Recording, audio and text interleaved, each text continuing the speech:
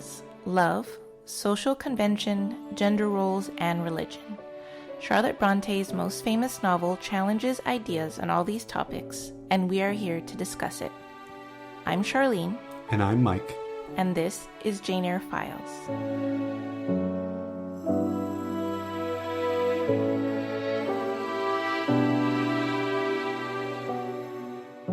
Chapter 31. Turn the Bent of Nature.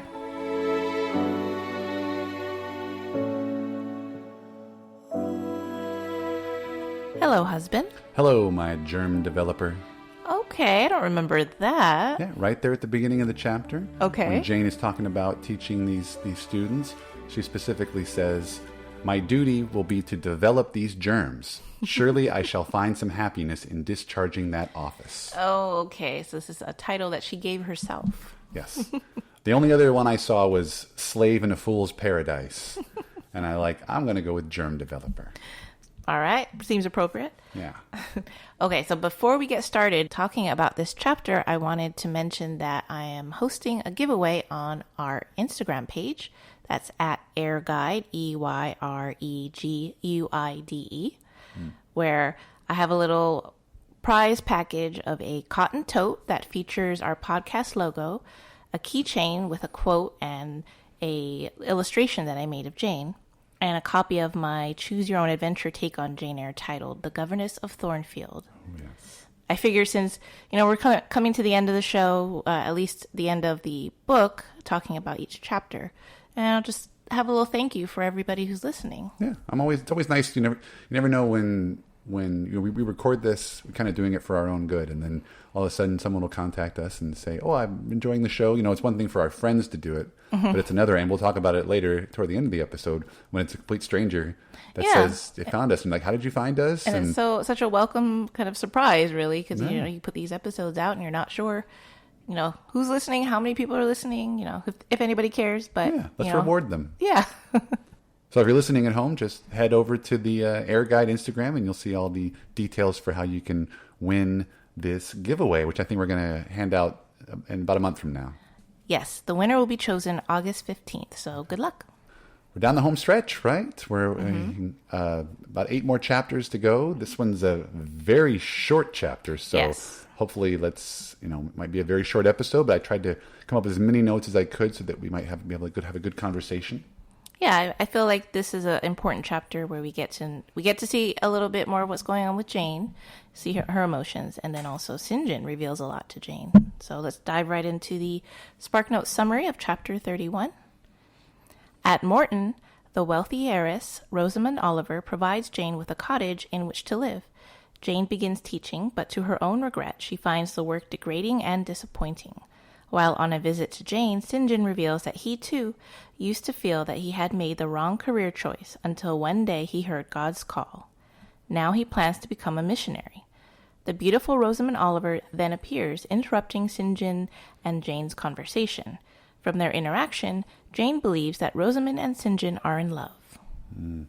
One day he heard God's call. Yeah, we can go into that a little bit later. Well, that seems to be a very common, description of people who have gone into the clergy, right? Yeah. How they found their vocation. Yeah. But speaking of vocation, Jane segue is a teacher, and she is pretty honest in acknowledging that she feels a little bit degraded among the poor students, and I guess because of their low level of education and their manners. Yeah, she refers to them as the coarsely clad little peasant. Yeah. So it's just bluntly honest, right? Yeah. It's a little bit sad. It's a side of Jane we don't really see, I think, at least so far, because St. John did say in the previous chapter that he didn't think Jane would stay long there because she has so much accomplishments, and what will she do with those accomplishments? And apparently he was right, that Jane is not as happy with this position as she could have hoped, I think. Well, but she just got there, right? Oh, yeah. There's time. I'm sure she'll make it work for herself. Yeah, but I did think it was funny the way that she's describing them in the first part of the chapter, where, like I said, the coarsely clad little peasant. And I was thinking, does it maybe remind her of a young Jane when she was at Lowood? I wonder, because I feel like she probably thought she liked to read, right? So, you know, on her own. So she felt that she had a little bit more inclination to learning, and maybe these students, she doesn't feel that way, or she's afraid that they're not very inclined to learn. Yeah, and I wonder how many, like I said, how many of these people had ever been to a school, right? There was no school in the area, which I think St. John says there was a school for boys that he established. Now he wants one for girls. So this probably is the first time they're going to school. Yeah, so what's that like? You know, it's like one thing to be a teacher with difficult students. It's another to be with students who have no concept. Yeah, especially the older kids. Like. Yeah. Oh, yeah, exactly. Another point I wanted to bring up about this whole section is that I was going to ask you, is this the very first time that Jane ever references social standing when she describes her disappointment in the job? I'm going to read you the quote because it was very jarring to me, where she basically says, "I doubted I had taken a step which sank instead of raising me in the scale of social existence." Oh, yeah. And I was just like, because she seems to be so against that world of who cares about what anybody thinks of you. And yet here she's saying, well, I feel like I'm just this lowly school teacher. And you're like, no, but you're helping people. Yeah, I mean, the class status, you know, she doesn't seem like she takes that much stock of it, especially in regards to marrying Mr. Rochester, who, you know, he would be marrying below his class level, I guess. And Jane, you know, not a problem for Jane. Wow. But like I said, is this the first time that she's ever made any kind of reference to her own status? Yeah, her own standing in society. I mean, possibly 31 chapters in. Yeah, doesn't really bother her, I guess, that much. You know, she went from Gateshead, where she was, you know, relatively well off and taken care of, and then Lowood was not taken care of that well. But I guess perhaps I wonder if being a teacher at Lowood is a little bit of a better. It's a more respectable job than a teacher at a smaller village school, rural school. Oh, I wonder. Probably. Yeah, she has seen some hills and valleys in that regard with her living situation. Yeah, she's all these different levels of teaching here with a private tutor. Oh yeah, governesses. Jane is also dealing with the sorrow of what she's lost, and you know, she shares that with the audience, but she also shares that she's persevering and she's trying to embrace this new life.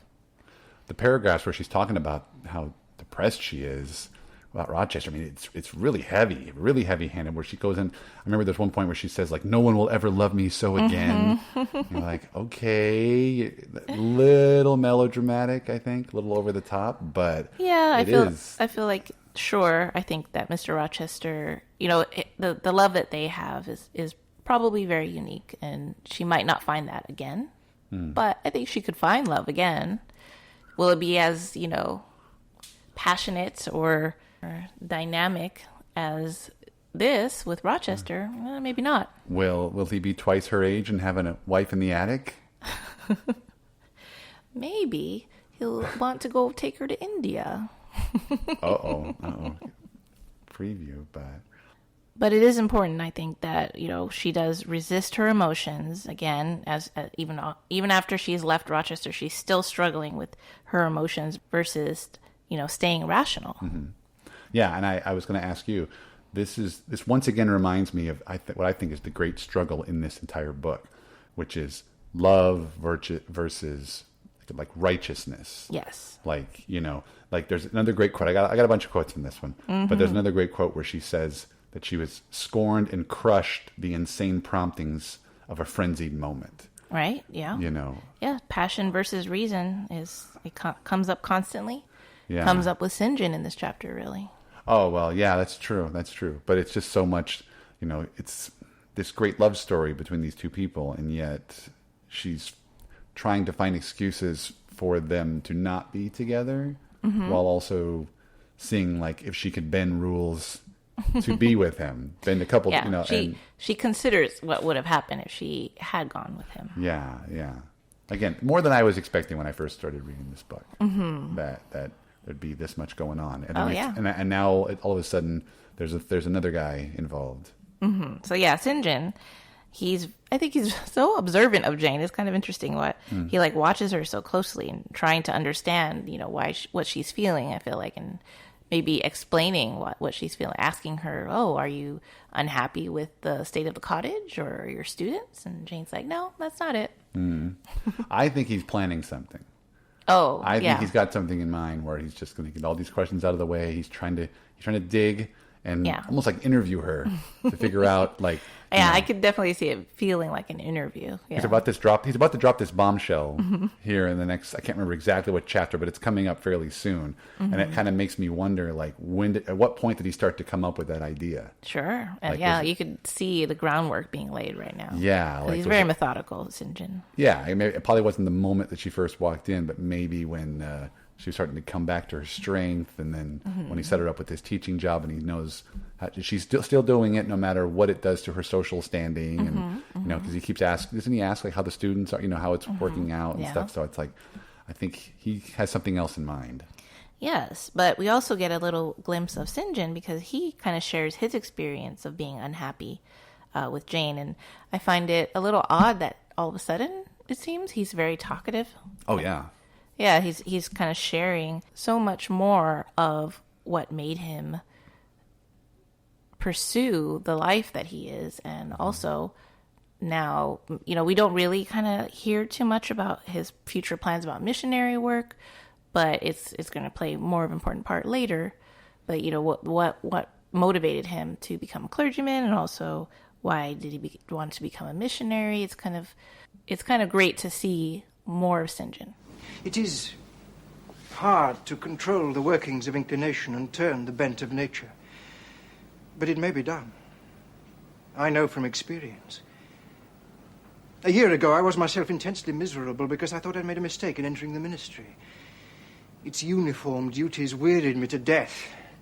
I burned for the more active life of the world, for the destiny of an artist, author, orator, politician, anything rather than a priest, yes. A soldier, even. But God, all the while, had given me an errand to bear which afar I needed all the skills and strengths of soldier, statesman, and orator. For all these centre in the good missionary, and so I resolved to be. From that moment, all doubts cleared, the fetters dissolved. I had bent my nature to the will of God. So may you, Jane.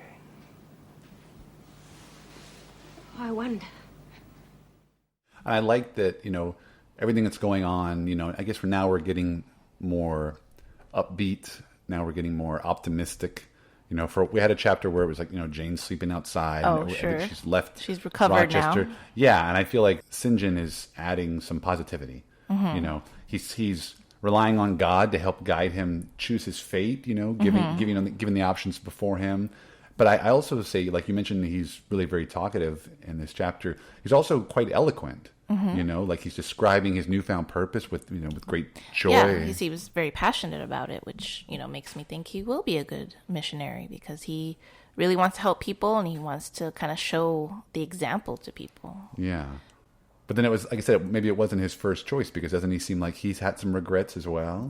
That's what I wonder too, why he became a priest. And, I tried doing a little bit of Google search about this, and I really found it difficult to find more details about what made, why did certain people go into clergy. I get the idea that becoming a clergyman at that time, it seemed a little bit more of something that was given to you, bestowed on you. If you had the right connections or some money, it was not necessarily a vocation you chose. But, it's your safety profession. I guess it was sort of a necessary job, and they just had to assign people to do it. If you had sons born of, upper class, middle class, you might have a son here who will inherit the property, and then you have another son who will go into the clergyman, and then another son goes into the military, and it was just expected of you. And I think that maybe he had to go into become a clergy if his father wanted him to, or maybe Mr. Oliver, Rosamund's father, gave him that position. Yeah, I was thinking it probably was some sort of family obligation, right? Yeah, it's not really clear. Probably pretty common in that era. Where it probably doesn't even need to be explained because everybody knows why St. John would have gone into the clergy. Maybe he was really active in the church as a young man, and Yeah. You know. Because like he says, or I should say, like the SparkNote summary says, where he received God's call, but it seemed like he was already a priest when he got the call for the missionary work, I guess. So. Oh, wow, yeah. So you're like, okay, well, I guess he decided to make it work, where he didn't decide to be a clergyman, but he had to make it work. Yeah. How can I spread the word? Because otherwise all I'm doing is just, I'm preaching to these same few people. Maybe I'm running the bingo. Maybe I'm, doing the chili cook-off. But now it's like, okay, maybe I should go somewhere else. A little too boring for St. John. Yeah. I always wonder who pays for that stuff. Who pays, missionary work? The church donations. Does. You're going to send these people. You gotta donate. They got the tithes. You have to send money into the church. A certain percentage of your income. They're going to take care of his accommodations, his travel accommodations and stuff. Yeah. Okay, so then the next person that comes while Jane is trying to have a quiet moment in her cottage, St. John comes up, and then now Rosamund Oliver comes up, and I wanted to mention her because I feel like she's a new type of woman in Jane's story, because beautiful women in the book, with the exception of Miss Temple, they've been very vain, unkind, or spoiled. Kind of the exception of Eliza, but then Eliza's not the greatest character either. Yeah. But Rosamund... Was Miss Temple described as being like that beautiful? I feel that young Jane did describe her that way, yes. Yeah, but I don't know if that's just a little girl. It could be, looking up to an authority figure and kind of feeling that way. But I'll take it as fact. Yeah. No, I'm just curious. Like I said, I feel like Miss Temple is not really featured in a lot of the adaptations. Yeah. And so it's kind of so you're hard basing to get it off of the frame of actresses reference that they cast. Oh well. I mean, that's yeah. I don't know if I can do that, but I just wonder. I mean, I know we've just been reading through these chapters. Now I got to think back. Now it's been several chapters ago to be like, okay, is that exactly how she was described? But yeah. Well, I think that she was probably very beautiful, and also like a beautiful person on the inside. Oh yeah, and like I said, it seems like Rosamund has that depth. Yeah, right? at least. Well, I don't know about depth. Like I feel like she's kind of thoughtless, at least the way that Jane seems to describe her. But she's very kind, and she does charitable work, as we can see with the way that she's giving attention to Jane. Yeah, and I felt like Charlotte's description of Rosamund is like very flowery, just really over the top. Yeah, I mean, I don't think Miss Temple is as beautiful as Rosamund Oliver, according to Jane, because Rosamund is just overwhelmingly pretty. Is that what it is? Yeah. But like I said, it was fun to read. It was just weird. Like she was going on and just describing her like this goddess, And I can respect Rosamund for attempting to kind of brighten the situation and all that. But I thought it seemed a little weird that she kind of barely acknowledges Jane. Oh wow! She does show up, and she's basically like, "Oh, is this that teacher you're talking about?" When you're reading it in your mind, I feel like she's talking to St. John and just ignoring the fact that Jane's standing right there. I mean, Rosamund, I think she's flirting a little with St. John, trying to get his attention. Well, yeah, but then wouldn't you know that by now? Like, you talk to the other person then and make St. John jealous because you're not giving him the attention you're giving it to Jane. Well, Rosamund doesn't know all those, doesn't play games, I don't think. Know. She's very innocent. Like they always taught us, if you're a guy and you like a girl and then she's with her friends or something, you start talking to the friends, get to know them or whatever. Well, she did say she was talking to the soldiers that came to visit, so I think that was probably... Well, but I mean, like, she approached the two of them, and then was just right in on St. John. Like, she could have talked to Jane, and then, so St. John was just, Right. Like I said, would want to talk to her himself, but maybe he didn't. No, I think he didn't really. He's denying his love for Rosamund in, I think, a similar way as Jane is denying hers for Rochester. Oh yeah, but they just have different reasons to do so. Yeah, that's this one is one of those ones. I'm sure people probably have broken this down for 175 years, but this was kind of obvious to me, where it's like it's specifically trying to draw parallels, I think, between Jane and Rochester. So it makes it especially painful for Jane, where she's seeing this happening right in front of her, because it's like it reminds her of her own predicament. True. Know? And you talk about how St. John's very more talkative and more eloquent, but at the same time, I think like he seems really uncomfortable in his own skin at times. He's described as like being unsmiling and stern, mute. Right. grave. You know, it's like he's very cold, like the sermon that he gave in the previous chapter. You know, but it seems like he's much more upbeat when he's talking about his work rather than his feelings. Well, yeah, just because he denies his feelings for the most part. So Yeah. I could see where he doesn't want to share that part of him. He doesn't want to indulge that part of him. So when it's talking about work, then he's more happy. He's happier. Yeah, because it seems like I said, if you got this beautiful woman who's a nice benefactress who seems to have some interest in him, you'd think they would match. They would be they would. Oh, they would you line think up. that Rosamund and St. John should get together? You know, like I said, are they a match? Would be my thought, and I think like it's easy to just say no, but I think she could do a lot of good for him. You know, maybe she could inspire him in his missionary work. You know, I think the only thing to me would be whether she would want to be involved in like high society, whereas that doesn't seem to interest St. John. Yeah, it might be difficult for Rosamund to get used to sort of the hardships of being a missionary wife or living, you know, abroad like that. Yeah. But I mean, I feel like if St. John would bend a little in his inclination to like leave and achieve so much more, they could make a very happy couple. Yeah, opposites attract. Yeah. Somewhat, and you have to be willing to say that I want to live this lifestyle, and maybe you can introduce him to that. He might meet some interesting people, but then at the same time, and then maybe the missionary work and traveling, in a way. Yeah, he can do more philanthropic work around that area in England, probably, and bring Rosamund to London. She'd love that. Well, yeah, and then if he has a chance to travel to places, maybe Rosamund might want to tag along as well. So, so maybe, I mean, like I said, do you think they match? I mean, I could see it, but I think probably St. John's right, because I don't think he's going to bend at all in his nature of being devoted to his work, and Rosamund's going to be unhappy. So yeah, it St. would John be needs difficult. someone a little more plain. Love triangle, just saying. You know. And lastly, I did want to point out, just because there's a point where St. John is talking with Jane, and he references the actions of Lot's wife in the Bible. If I remember correctly, that's the one where, is it Sodom and Gomorrah?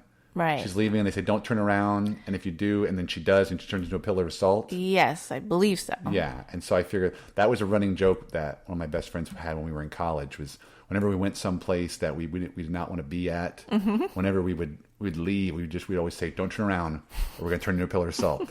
And we would just go and go and go.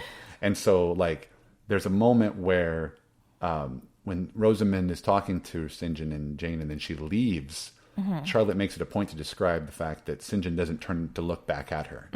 But Rosamund turns a couple of times, right? Yeah. And it kind of reminds me of when we were in college, there was this term that we had, which we called a once-over. And I was not overly familiar with it, but I can vividly remember one specific moment where I was walking, back to my dorm or whatever, and a girl walked by and kind of, like, as she was passing by, kind of looked me from head to toe, whatever. And my buddy was like, dude, she just gave you a once-over.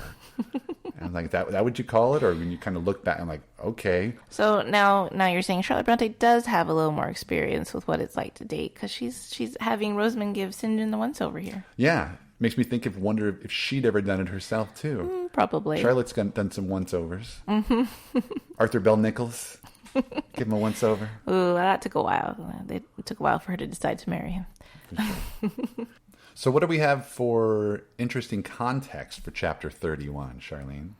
Oh, so the first thing I wanted to mention, which is actually something that you asked me after you had read the chapter, because Rosamund makes a reference to a regiment stationed nearby that she says that was there since the riots. Now, that was all that it said. It didn't mention anything about what the riots were. Yeah, it was just a throwaway line. Yeah. And that's why I said, man, I hope you're going to bring this up in the interesting context. So what do we got? Well, I had to look it up, and I believe, or at least people believe, that the riots referred to the Luddite riots in Yorkshire from 1811 to 1812.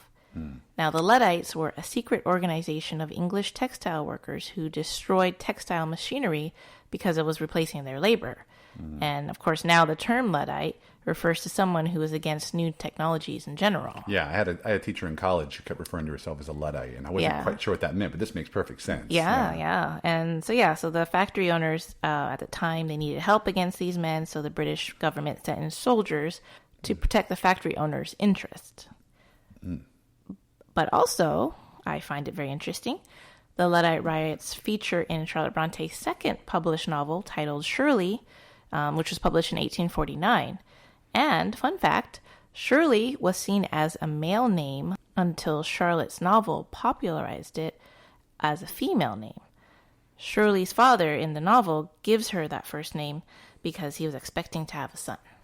And 100 some odd years later, we would get A Boy Named Sue by Johnny Cash. And also, interestingly, I went to Starbucks today, and they asked my name, and I said Charlene, and they wrote Shirley. So that happens a lot. Oh, my God. It's fate. It's fate. And I believe you have some interesting context that you wanted to discuss, too. Yeah, I wanted to point out that there is a couple points in this chapter where you see the use of the word mistress.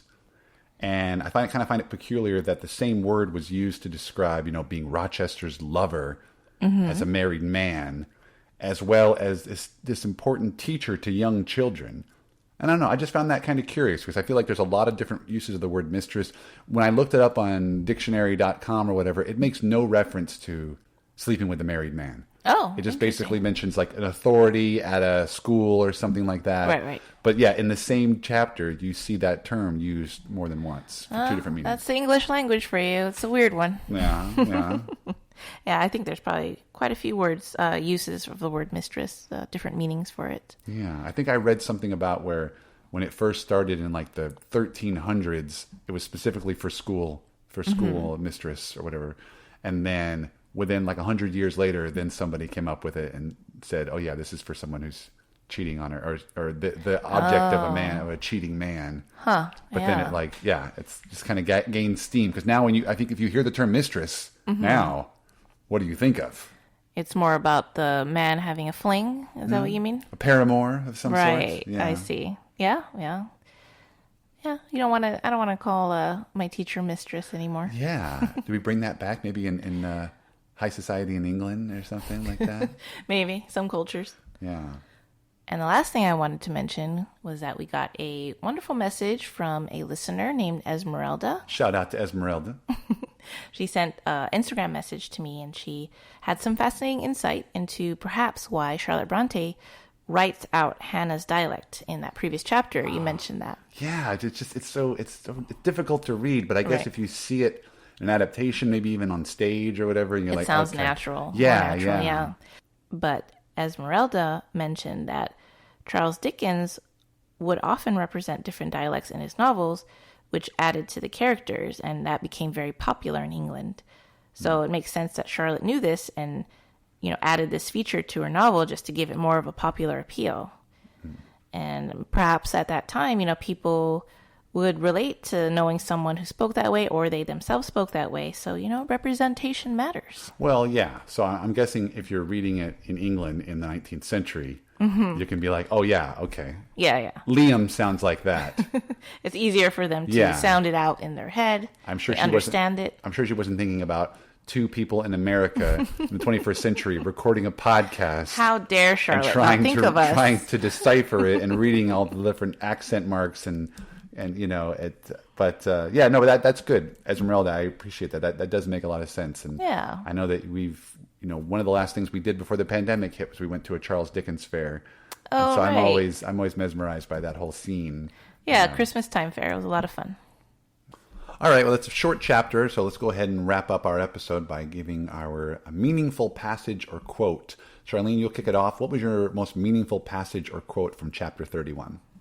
Okay, so this quote, we alluded to it earlier in this episode, but I think this chapter, and there's going to be another chapter where Jane references Rochester. I'm just giving you a heads up that next quote is also going to be something that I'm going to highlight because I just love that quote. But anyways, this quote in this chapter, it begins, "To have now been living in France, Mr. Rochester's mistress, delirious with his love half of my time, for he would, oh yes, he would have loved me well for a while. He did love me. No one will ever love me so again. I shall never more know the sweet homage given to beauty, youth, and grace, for never to anyone else shall I seem to possess these charms."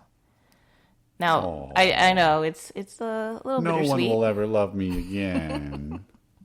the whole quote, or I should say passage that this comes from, where Jane is also talking about, how she appreciates living in England, free as a mistress of a school, as opposed to being a mistress of Mr. Rochester. Ooh.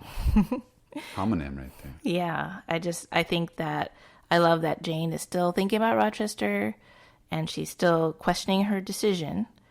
But I want to also mention that she believes that Rochester truly loves her, and he would still have loved her well. But she still did what was best for herself. Yeah, but just like I said, just a throw herself off a cliff kind of a moment where it's just, She's, like I said, she laid it on thick. Very gothic. Yeah. She's running from the house with her white billowy dress. Yes. So that was my quote. So Mike, what was yours? Okay, mine's kind of long because I could not find a way to chop this down. Oh, okay. But it's a whole paragraph, so I'll try to be kind of brief. This comes from the end of the chapter when St. John is listening to Rosamund talk to him and not really responding. But I guess St. John's dog is with them as well. So St. John's dog is there, and Rosamund notices the dog and pets him. And then there's this smoldering intensity as Charlotte writes, as she patted the dog's head, bending with native grace before his young and austere master, I saw a glow rise to that master's face. I saw his solemn eye melt with sudden fire and flicker with resistless emotion. Flushed and kindled thus, he looked nearly as beautiful for a man as she for a woman. His chest heaved once, as if his large heart, weary of despotic constriction, had expanded despite the will and made a vigorous bound for the attainment of liberty. But he curbed it, I think, as a resolute rider would curb a rearing steed. He responded neither by word nor movement to the gentle advances made him. You read that very well. Very dramatic. Yeah. Bronte's go Harlequin right there. Because again, it's another one of those ones where you're sort of used to reading this book. We're 300 some odd pages in. And so when you see her going, no one will ever love me again, or you see her say, what's this going to do to my social standing? All of a sudden, Charlotte's writing style gets a little bit different because I don't even know, she's flipping back to her old pages to see how she wrote the characters earlier, because all of a sudden she's writing about like really, really deep passion, like I said, smoldering between these two people, and it's a great passage. Yeah, it's very memorable because it kind of sticks out because she doesn't seem to. I mean, I guess the love that Jane and Rochester have is more of a charming. It's probably the same passionate. Yeah, I think. But I mean, I don't remember there being a point where they talk about Rochester's chest heaving because his heart was pounding from it, and so you could see this probably sort of some moments. You see this quiet. Clergyman, whose looks is just as good, beautiful for a man as Rosamund does for a woman. And so I just thought it was kind of funny. Like it was, I mean, funny and memorable, like funny in a good way. Like I'm laughing with her, not at her. Sure. And I always like the term resistless emotion. Just can't push it away. Yeah. But you do agree that it kind of, like I said, it reeks of more of a Jane Austen kind of the stiff upper lip. British person that can't act on their feelings. Yeah, and it's great that we get to see that side of St. John because it's a little boring just to have him all staid and stuffy. Yeah, that's get true. to know that he has the potential. Yeah, he's being introduced late in the book. We don't know how long he's going to stick around, but she's adding a third dimension, so he's not just a two-dimensional character. Yeah, for sure. Yes. Thank you so much for listening. If you enjoyed our podcast, please subscribe and leave us a review on your preferred podcast platform. This really helps us grow and reach new listeners. If you want to talk Jane Eyre with me online, you can find me on Twitter and Instagram at AirGuide. That's EYRE. And if you want to hear more from me, I host my own podcast called Out of Touchstone, where my good friend Chad and I discuss all the films that Disney produced for their Touchstone Pictures label. You can also find me on Twitter at Mike DeKalb. Thank you, and farewell for the present.